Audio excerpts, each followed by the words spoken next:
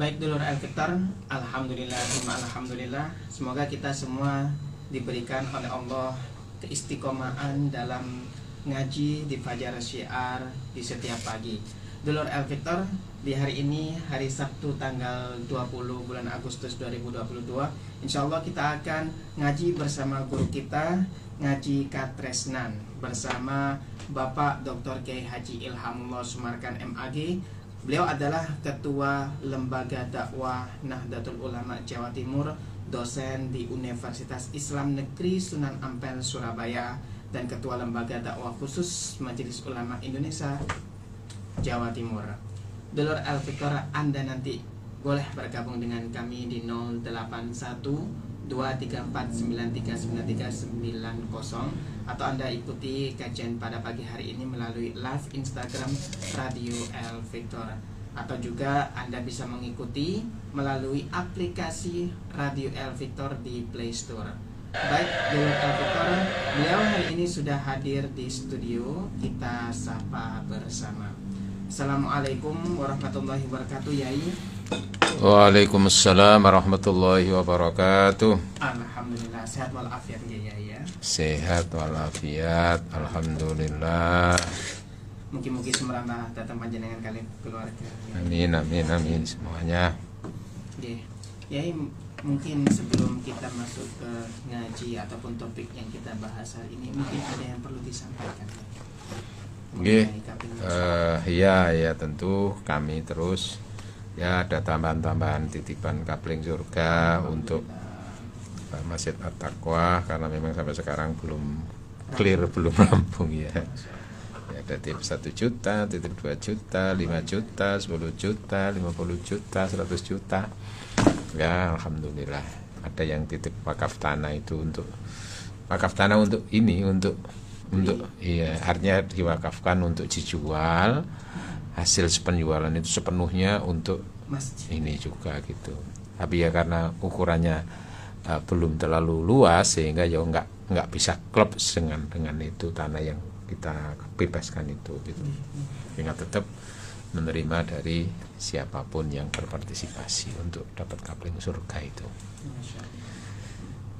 Ya itu, ya mudah-mudahan semuanya yang sudah menitipkan jariahnya, rezekinya barokah, ahli kuburnya senantiasa mendapatkan kesejukan dan rahmat dari Allah Subhanahu wa taala.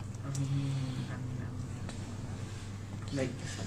Ya, untuk topiknya hari ini apa? Nah, ini Mas Ishak punya tema apa loh?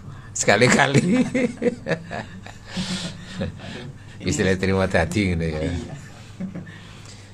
Coba kita bicara tentang suami istri saling mempengaruhi. Saling mempengaruhi. Ya. Pengaruh apa itu nanti itu? Assalamualaikum warahmatullahi wabarakatuh. Waalaikumsalam warahmatullahi wabarakatuh. Bismillahirrahmanirrahim. Alhamdulillahi rabbil alamin. Wassalatu wassalamu ala asyrafil anbiya wal mursalin wa ala alihi wa sahbihi wa dzurriyyatihi ajma'in, amma ba'd. Faqad qala ta'ala a'udzu billahi minasyaitonir rajim wa ashiruhunna bil ma'ruf wa qala aidan a'udzu billahi minasyaitonir rajim wa ta'awanu 'alal birri wat taqwa wa la ta'awanu 'alal itsmi wal udwan. Shadaqallahul azim. Kaum muslimin, pendengar, pengagum cinta ngaji Katresnan yang senantiasa dirahmati Allah, diberkahi Allah. Alhamdulillah, kita bersyukur pada pagi hari ini dipertemukan Allah melalui udara, melalui Radio Al-Fitar. Mudah-mudahan semuanya barokah. Amin Allahumma amin. Suami istri saling mempengaruhi. Kira-kira mempengaruhi apa ini? Ya, jadi yang jelas suami istri menikah, ya, laki perempuan itu kan karena memang masing-masing punya kepentingan dari pasangannya. suami menikahi istri karena punya kepentingan dari istri, dan juga istri mau menikah dengan suami karena juga punya kepentingan dari suami. Nah, maka ketika dilihat dari sisi kepentingan ini, maka hakikat cinta antara suami istri itu adalah hubungan mesra antara kepentingan dan kepentingan. Hubungan antara kepentingan dengan kepentingan. Iya, nah itulah yang digambarkan dalam cinta mawaddah itu di situ. Waja'ala bainakum mawaddatan wa rahmah itu. Nah, maka dari mempertemukan kepentingan itu, ketika orang itu berhasil, ya di situ nanti akan tercipta yang namanya ketentraman dan kenyamanan itu. Ketika kepentingannya itu tidak nyambung, dan bukan hanya tidak nyambung tapi bertentangan 100 derajat, ya di situ kebalikannya. Pasangan suami istri akan pernah menemukan yang namanya kenyamanan dan ketentraman. Kalaupun akhirnya tetap bisa mempertahankan, itu pasti ada yang mengorbankan kepentingannya. Iya, gitu. Ngalah akhirnya nanti itu. Jadi gini, banyak hal yang mempengaruhi kehidupan rumah tangga itu. Hati mempengaruhi suami, mempengaruhi istri, dan istri mempengaruhi suami itu. Dan itu memang wajar, harus begitu. Jadi tidak boleh nanti ketika sudah menikahi terus akhirnya dia bersikukuh kepentingannya sendiri, kemauannya sendiri, ya perasaannya sendiri tanpa peduli dengan pasangannya. Sebagaimana juga nanti umpamanya istri ya begitu, asalnya punya kepentingan ini, terus nanti akhirnya suami itu harus seperti dirinya terus semuanya gini, pokoknya nggak ada, dia harus dipengaruhi, itu nggak, harus suami yang nurut. Nah itu juga nanti akan nggak nyaman juga, suami seperti istri juga punya istri seperti itu. Jadi banyak hal yang mempengaruhi kepentingan itu. Contoh umpamanya kalau ketika seseorang itu belum menikah, itu kan masih mikir kepentingan dirinya dan mungkin keluarganya yang ada di rumah, termasuk ibunya, orang tuanya itu. Katakanlah kemudian ketika ia itu masih ikut orang tua, seorang laki-laki ini, ya mungkin ketika itu bagaimana dia bisa berjalan di dalam rumah itu, sementara wis mel wong tuae sembarang wis cari wong tua, nek gelem kerja ya bantu-bantu wong tuae, nek males ya males, turu ya saenake dhewe, nanti turu di mana itu kan begitu toh. Mau dituru di luar, di rumah teman atau di apa, terserah, mau tidur sampai jam berapa terserah, kepentingannya kan di dirinya waktu itu. Lah engko terus wis nikah iku apa yo kate ngono ta lho, gitu loh ya. Nyambet gawe sak geleme, nek gelem yo gelem, nek gak gelem yo gak gelem, males yo males, iya kan. Maka di situ nanti akhirnya itu, lah mosok wis ndek bojo terus kare turu sak geleme dhewe, nyambet gawe sak geleme dhewe, iya kan? Maka di situ diharapkan ada perubahan dari pernikahan itu. Kenapa? Karena sekarang punya tanggung jawab dengan istri. Akhirnya yang kemarin itu asalnya terserah dirinya, makan gak mangan terserah dirinya, tidur nggak tidur terserah dirinya, mau tidur di luar terserah dirinya, apa itu terserah, kan gitu toh. Tapi kalau sudah beristri kan masa apa ya seperti itu, maka akhirnya bisa mempengaruhi kan. Mempengaruhi mungkin kalau kemarin itu yes terserah bebas, nah sekarang itu sudah punya istri, maka akhirnya apa, tidur sudah dibatasi, ya mesti harus di rumah dong. Kalaupun sekiranya karena sesuatu hal harus tidur di luar rumah karena ada kegiatan, paling tidak juga memberitahu. Memberitahu, kalau seorang suami itu memberitahu cukup ya, tidak minta izin itu. Kalau perempuan beda lagi. Kalian tidak akan begitu. Kalau sekian hari tidak pulang karena dia masih sendirian dulu ketika kerja, tidak pulang sekian hari, orang kan nggak tanya-tanya, ya paling komunikasinya dengan orang tuanya, iya kan? Tapi karena dia belum punya istri kan gak ada pengaruhnya gitu loh ya, terserah. Tapi kalau sudah punya istri kan masa bisa begitu. Nah hubungannya akhirnya dengan itu bisa komunikasi, komunikasi memberitahu aku paling pulang nanti 2 hari lagi, 3 hari lagi loh, bisa begitu. Pengaruh hubungannya dengan kerja. Jadi kalau mau tidur di mana wis monggo. Nah setelah punya suami istri ya gitu. Biasanya pulang kerja itu bisa sampai larut malam atau apa begitu. Terus ini karena sudah berkeluarga, tentu ya sebisa mungkin itu adalah secara normal pulang kerja jam segini-gini. Ketika ada sesuatu yang harus diselesaikan di kantor, di tempat kerja, ya paling tidak memberitahu supaya tidak muncul pikiran yang macam-macam dari istri. Sebagaimana istri juga begitu. Ketika sudah bersuami, tentu tidak bisa sama dengan ketika ia belum punya suami gitu loh ya. Cara gampangannya nanti itu kalau masih dia sendirian, mangan gak mangan terserah wong tua. Ya siap makan atau tidak makan kadang terserah wong tua. Mau bantu atau tidak ya kadang terserah dirinya umpamanya gitu. Iya kan? Mau makan jam berapa terserah, mau mau sarapan di mana terserah, iya kan? Nah kalau sudah dia bersuami, masa dia mau sesuai dengan keinginan sendiri? Biasanya mungkin kalau umpamanya sholat subuh terus tidur, umpamanya walaupun itu tidak dianjurkan, bahkan bisa makruh itu. Habis sholat subuh terus tidur itu. Kenapa? Kalaupun tidur sekedar untuk menghilangkan ngantuk oke. Tapi kan kalau sampai tidur sampai jam-jaman terus sampai jam 7 baru bangun itu ini kan ya kalau sendirian ya monggo lah umpamanya gitu loh ya. Walaupun dari sisi kesehatan juga tidak bagus. Tapi kalau sudah punya suami, lo masuk kali seperti itu. Sing lanang wis salat subuh, sing lanang wis ngene kate persiapan kantor sing wete sik turu wae. Iya kan? Alasannya kebiasaan wis ngene iki. Lah itu ya.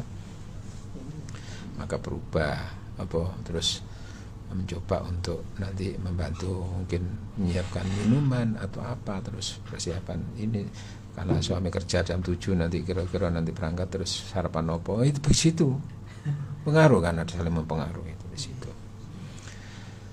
Kemudian pengaruh lagi dalam berpenampilan, iya kan, dalam berpakaian kan bisa saja pakaiannya seorang istri itu ketika bagaimana di depan seketika belum bersuami dan ketika sudah punya suami itu kayak apa, iya kan? Kalau belum bersuami kan ya dia pakaian sesuka-sukanya, ya begini pakai begini terus yang penting itu koridornya secara hukum dia tetap menutupi aurat, itu hubungannya dengan agama, nanti itu hubungannya dengan ketentuan agama dalam berpakaian. Tapi kalau sudah di depan seorang suami, nanti kan bisa saja pakaian itu dipengaruhi itu cara berpakaiannya.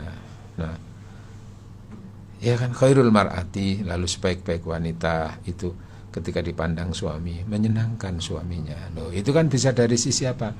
Penampilannya, berpakaiannya. Nah, penampilan di depan seorang suami itu kan juga tidak satu arah saja. Kenapa ya? Artinya pada saat tertentu itu mestinya penampilan yang sopan di depan suami itu kayak apa, pada saat tertentu itu terus penampilan yang berakhlak di depan suami itu kayak apa.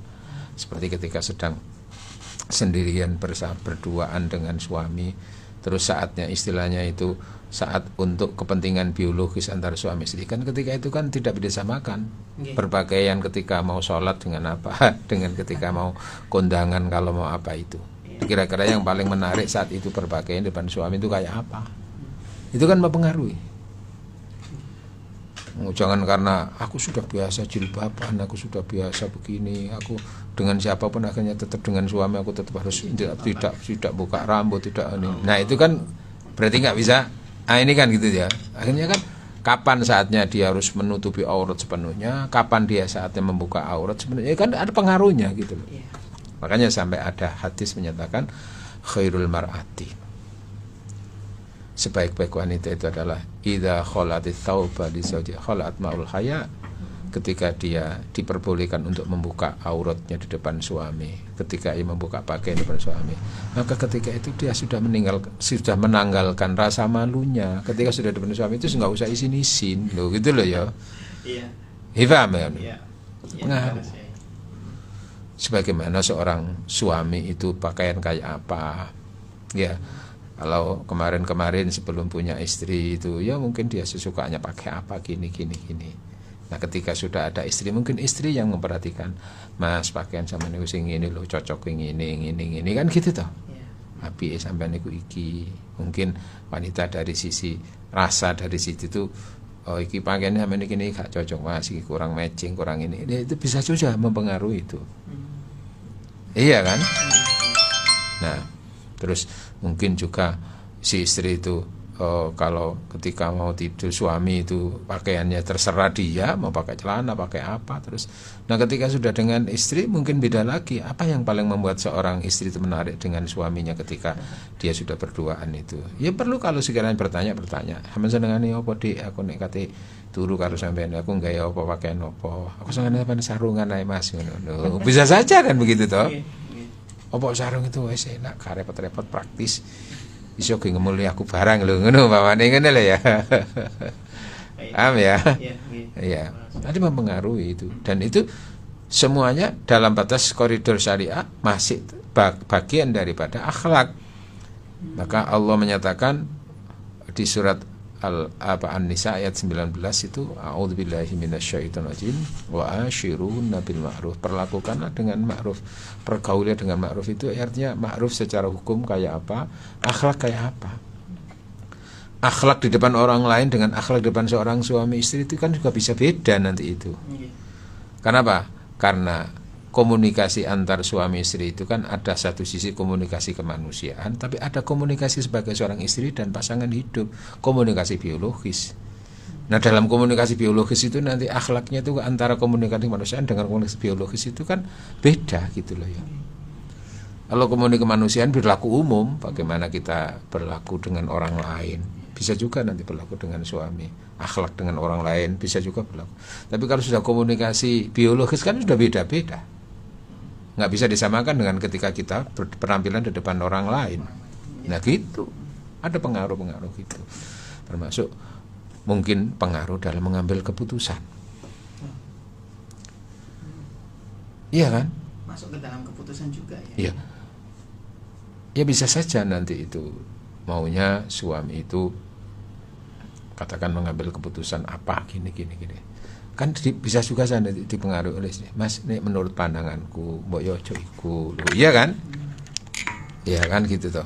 Bisa saja nanti itu. Sebagaimana istri nanti kan juga begitu. Bahkan lebih banyak seorang istri itu kalau bisa banyak dipengaruhi oleh suami gitu. Karena dalam posisi seorang suami itu adalah sebagai pemimpin gitu, mengatur gitu. Umpamanya mau ada kegiatan kemana seorang istri itu. Kan nggak bisa sesuka-sukanya ketika ia harus kegiatan ini keluar sana ikut jamaah ke sana sampai seminggu gini ya jamaah katakan itu kegiatan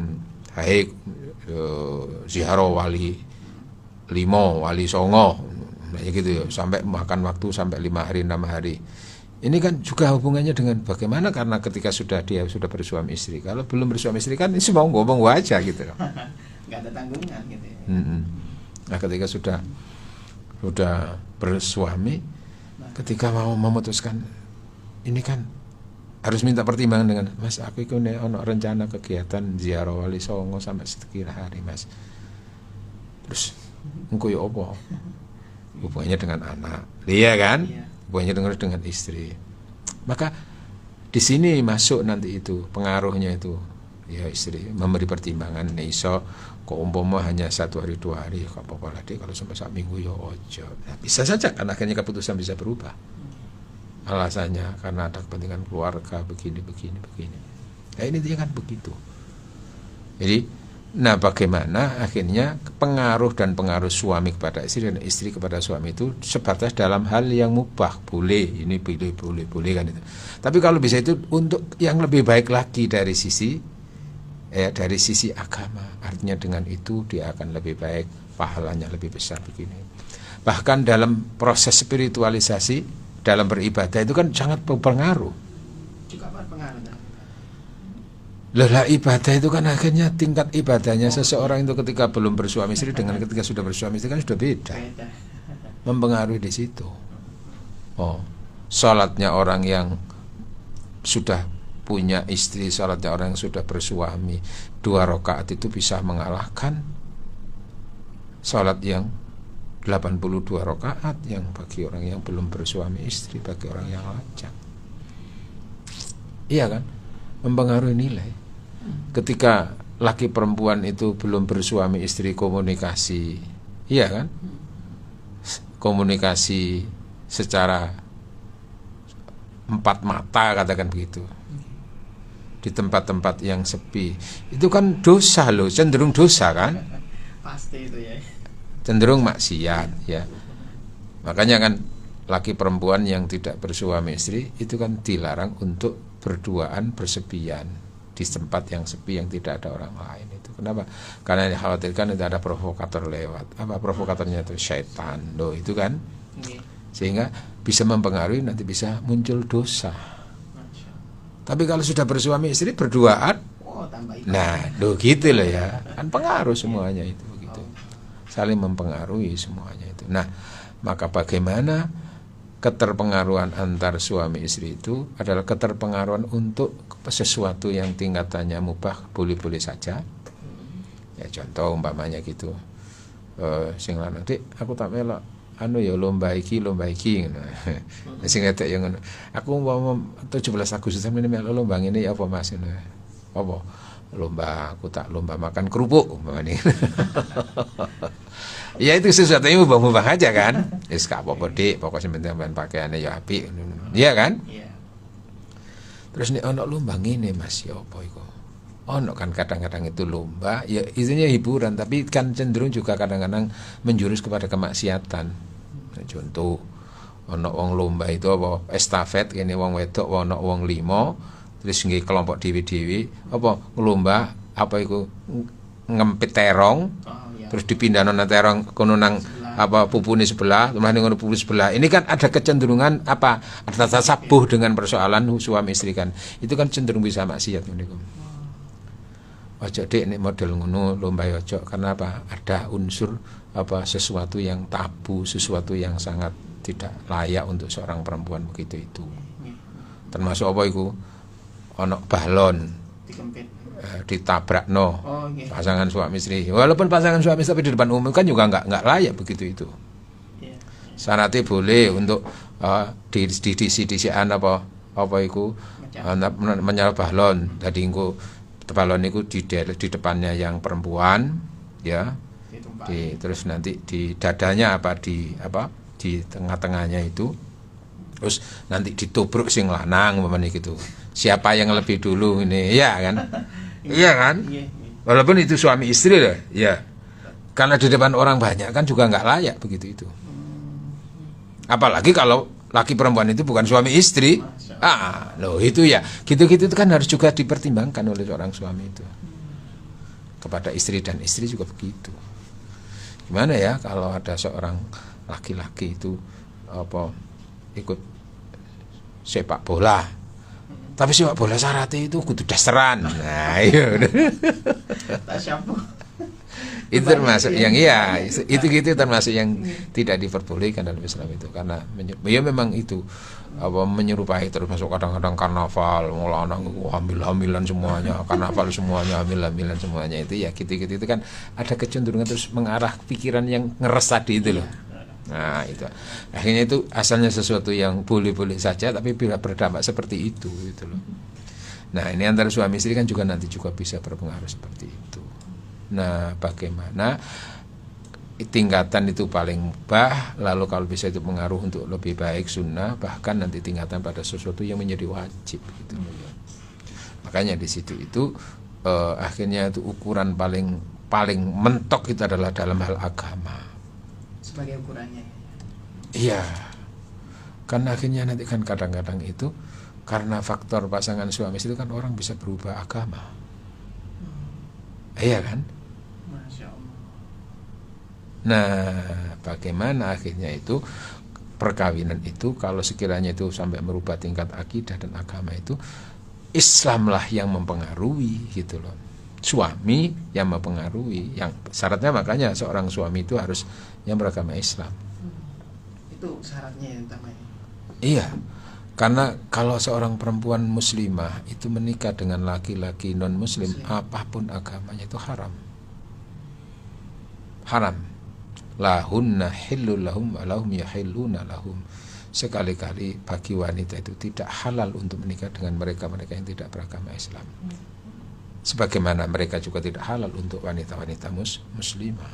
Nah, gitu loh ya.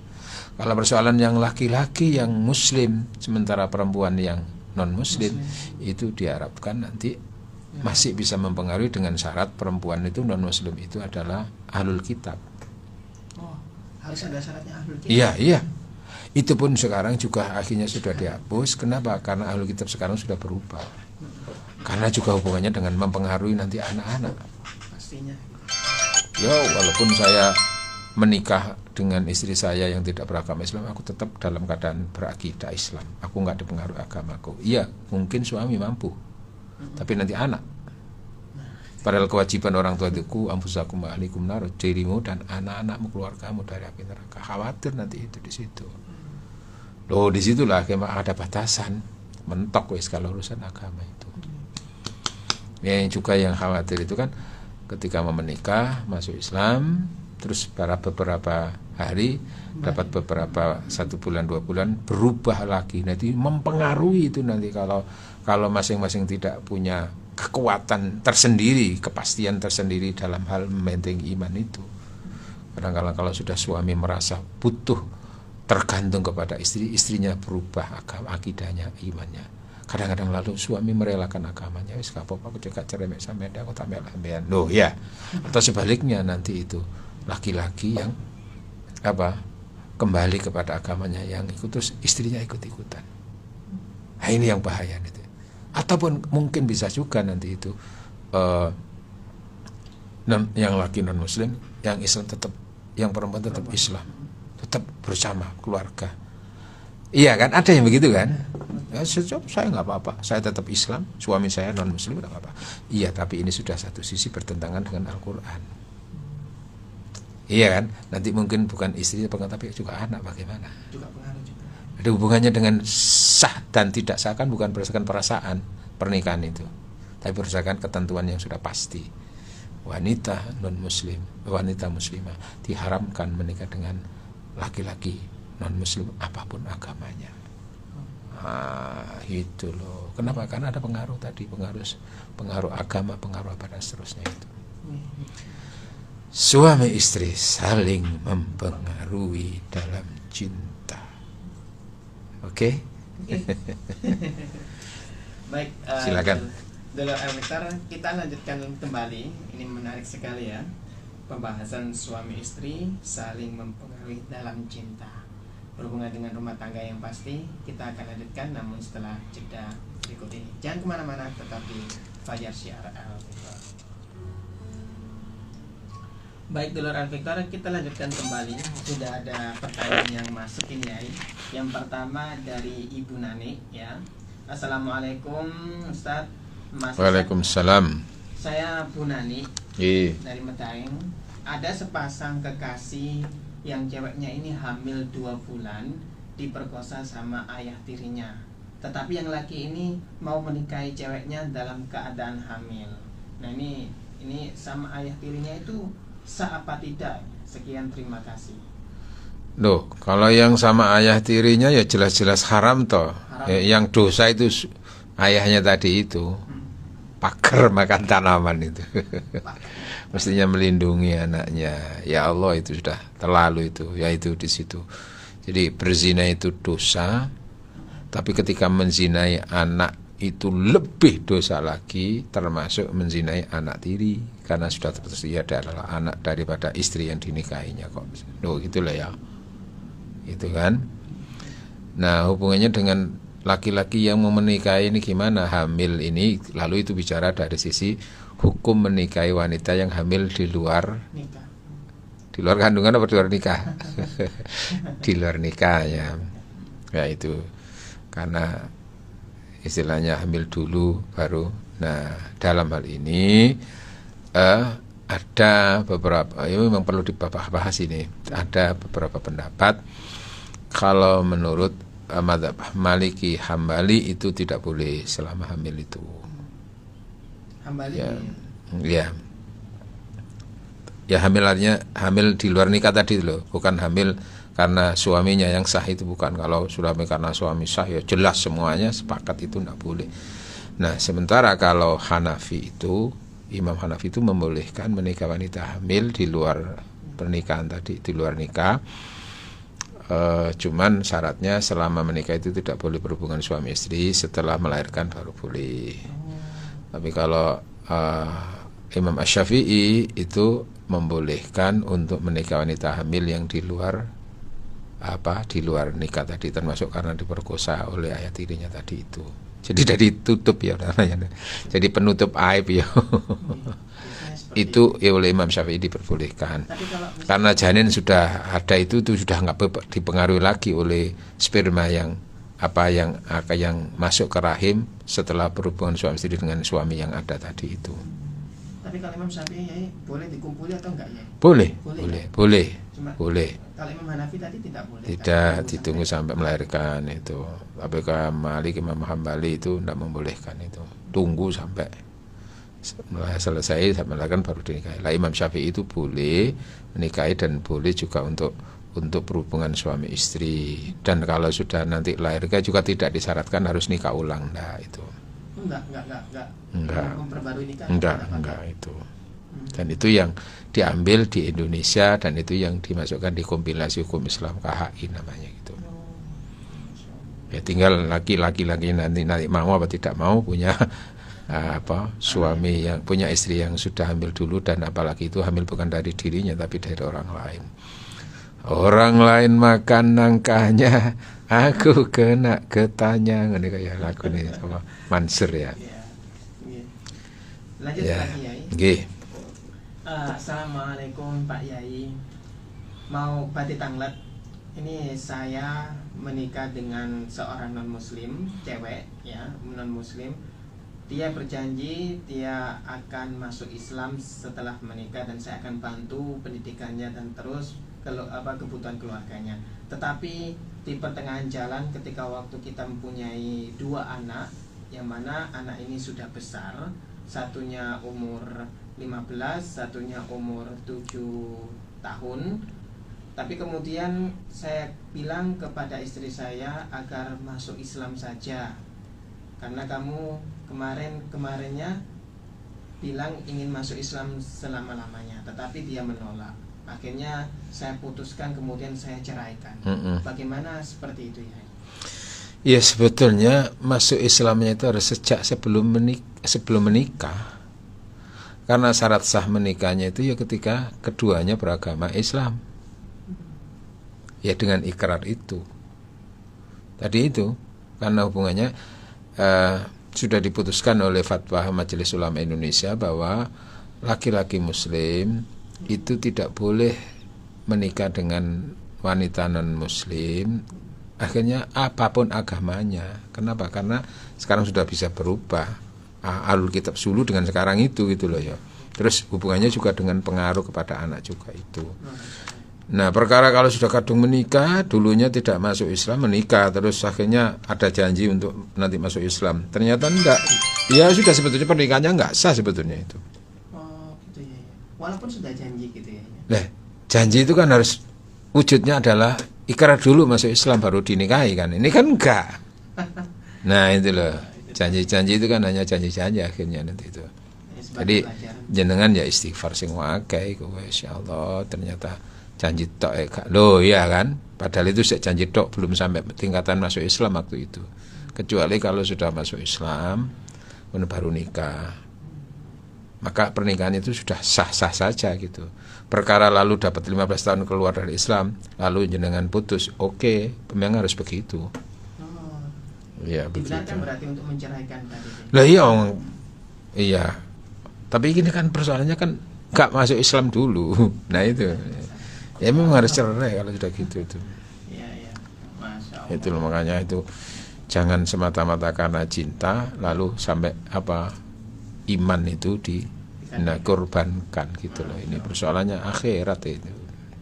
Ya memperbanyak istighfar lah gitu. Ya cerai memang. Kalaupun nggak cerai ya sudah harus cerai karena memang itu hakikatnya pernikahannya itu tidak sah itu, gitu loh ya. Pernikahan beda agama itu kan itu. Iya. Itu. Lanjut lagi Yai. Monggo. Ada satu pertanyaan. Assalamualaikum warahmatullahi wabarakatuh Yai. Waalaikumsalam warahmatullahi wabarakatuh. Saya Bu Nur di Rungkut mau tanya, bagaimana Yai yang perempuan punya suami dan yang laki-laki punya istri, lalu mereka menikah siri dan punya anak. Gimana hukum pernikahan dan nasab anaknya Yai? Pernikahannya haram. Pernikahannya. Kedua-duanya. Kalau begini, kedua-duanya haram. Kenapa? Laki-laki itu sebetulnya kan boleh menikah dengan perempuan lain secara hukum. Tapi persoalannya yang menjadi haram itu adalah karena perempuan yang dinikahi itu statusnya istri orang lain. Allah. Iya kan? Iya.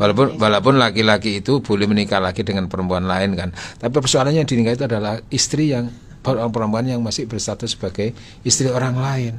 Haram itu walaupun alasan waktu itu cinta dan cinta. Apalagi juga siri itu juga nggak jelas siapa yang menikahkan itu. Yang menikahkan juga ikut haram, dosa, tanggungan akhirat nanti itu. Siapa berani-berani menikahkan nikah siri dengan laki perempuan yang masih sudah berstatus sebagai seorang suami dan istri. Apalagi yang perempuan tambah double itu nanti karena dia bersuami kok menikah siri dengan perempuan laki-laki yang beristri gitu loh. Dia masih status sebagai seorang istri kok menikah dengan laki-laki lain. Poliandri kan nggak boleh, haram. Kalau perempuan tadi, kalau laki-laki kan masih dimungkinkan punya istri lain, ya. Tapi perempuan kan nggak dimungkinkan. Jadi tidak bisa. Maka anaknya juga dari hubungan yang haram. Anaknya itu. Nggak bisa diwakilkan gitu ya, bisa ya. Kalau misalkan cewek. Kalau menikah nanti itu ya akhirnya yang menikahkan itu siapa? Yang menikahkan itu nanti adalah wali hakim. Siapa? Apa bapak yang ada itu? Ya seharusnya. Iya kalau itu memang dari hubungan dengan suaminya yang ada itu persoalannya itu gitu loh. Nah itu loh. Ini sudah luar biasa keterlaluannya ini perempuan ini gitu. Ya Allah. Mestinya kalau sekiranya itu ingin menempuh jalan yang benar, yang lurus itu. Kalau ada masalah dengan suaminya, proses dulu perceraian gitu loh ya. Proses dulu perceraian. Dengan alasan ini yang dibenarkan gini macam-macam. Cerai statusnya janda, nunggu masa iddah. Lalu kok umpamanya ini dinikahi oleh laki-laki yang sudah beristri tadi itu masih dimungkinkan. Asalkan sudah bebas dari ikatan suami yang lebih dulu itu, sudah habis masa iddahnya. Terus nanti nikah siri, kalau nikah siri itu walinya harus jelas siapa, ya orang tua daripada perempuan tadi yang sudah cerai tadi itu. Jadi nikah siri juga jangan disalah tafsirkan itu. Meneng-menengan siri itu kan rahasia, meneng-menengan pokoknya nikah ya kita sepakat. Lah sapa waline? Wis sapa kono sing gelem dadi wali. Lah ngawur ae.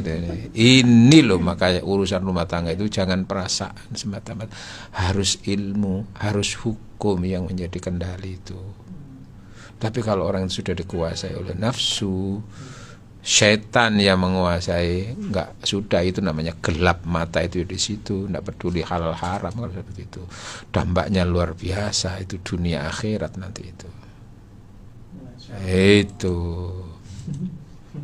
Terus bagaimana ya ketika waktu hukumnya bagi yang menikahkan karena memang tidak tahu posisinya antara kedua cewek dan cowok ini memang mempunyai status nih. Kalau suaminya yang sah tadi dari perempuan itu memang betul-betul tidak tahu kalau istrinya sadis seperti tadi itu secara terus dan hamil juga nggak tahu itu apa dari benihnya dirinya atau dari karena memang nggak tahu ya nanti yang bertumpuk-tumpuk dosanya adalah perempuan tadi itu gitu loh ya. Itu nanggung dosanya sing lanang juga nanggung dosanya si anak nanti kalau menikah lagi itu. Kenapa? Karena janinnya kan janin dari laki-laki tadi itu yang tidak sah menikahi tadi itu. Kalau dengan tadi itu laki-laki yang menikahi tadi ya nggak sah juga karena pernikahannya nggak sah sebetulnya gitu loh ya. Ini sudah double ini udah Makanya harus belajar. Remak istilahnya cara hukum itu sana. Kon Yai. Nah itulah, maka di situ seorang suami juga perlu mengawasi istri itu kayak apa, sampai seperti itu asalnya. Itu hubungannya dengan ya Allah, akhlaknya istri kayak apa kok seperti itu gitu. Naudzubillah, mudah-mudahan pemaparan pagi hari ini berkaitan dengan suami istri saling mempengaruhi, ada ilmu yang bermanfaat bagi kita semuanya. Muka-muka barokah. Subhanakallahumma wa bihamdika asyhadu an la ilaha illa anta astaghfiruka wa atubu ilaik. Wassalamualaikum warahmatullahi wabarakatuh. Waalaikumsalam.